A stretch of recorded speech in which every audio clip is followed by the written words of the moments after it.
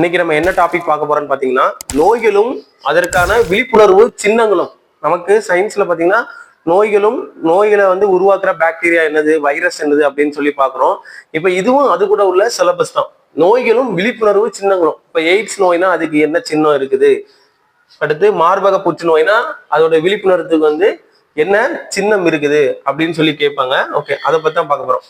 இப்போ எய்ட்ஸ் விழிப்புணர்வுனா அதுக்கு என்ன ரிப்பன் சொல்றாங்கன்னா ரெட் ரிப்பன். சரிங்களா? அப்ப எய்ட்ஸ் விழிப்புணர்வுனா ரெட் ரிப்பன்.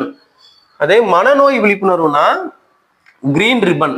மனநோய்னா கிரீன், மார்பக புற்றுநோய்னா பிங்க்.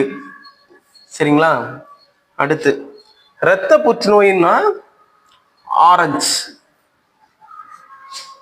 சர்க்கரை நோய்க்கு என்னன்னு சொல்றாங்கன்னா ப்ளூ சர்க்கிள்.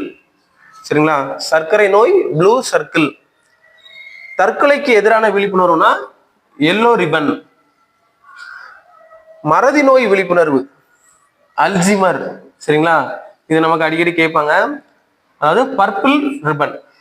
அடுத்து பார்க்கின்சன் நோய், இதுக்கு ப்ளூ ரிப்பன்.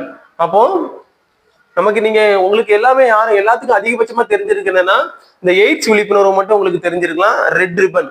அப்போ இது போக இன்னும் நிறைய நோய்கள் இருக்கு, அதோடைய விழிப்புணர்வு சின்னங்கள் இருக்கு.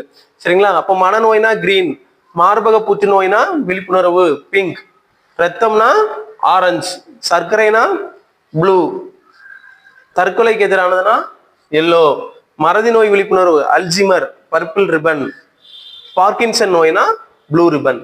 ஓகேங்களா?